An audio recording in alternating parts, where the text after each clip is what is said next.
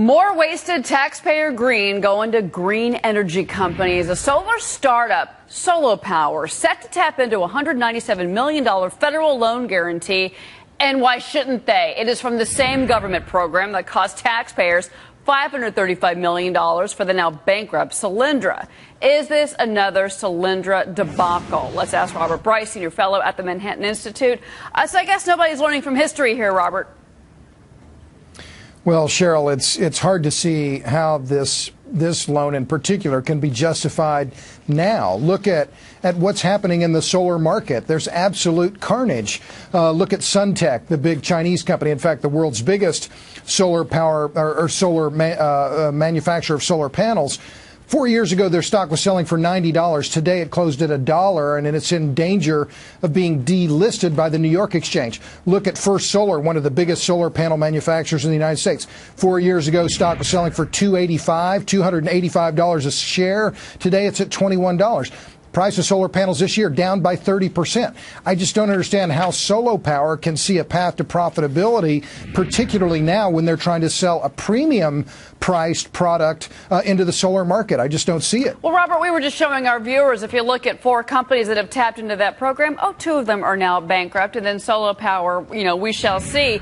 But at the same time, I mean, look, this is government money that's being handed out. Why shouldn't they take the money? I mean, if we're dumb enough, if our administration is dumb enough to keep just cherry-picking solar companies, no matter if the Chinese are killing us or not, which they are, as you just pointed out, why shouldn't they take the money? It's legal.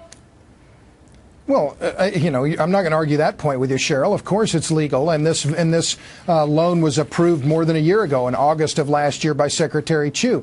But it's about politics, not about the ability of the market to actually make these companies work. And you can see that by looking at what Secretary Chu said when the loan was approved. He said that programs like this can, they are key to our future energy independence. If you ever hear a politician use the word energy independence, run, because they're going to be asking for money from you pretty soon for some favored project, and that's what's happening with this one. The House did pass the No More Solyndras Act, Robert, and I'm curious why this particular project. I understand that it's going to create jobs in Portland, Oregon. I guess we need more jobs in Portland, Oregon. Fair enough. But if we pass the No More Solyndras Act, why are we continuing then to fund these projects? Well, and that's the key point here, Cheryl. Solar Power, if you look at their website, they've raised over $200 million from various venture capital firms.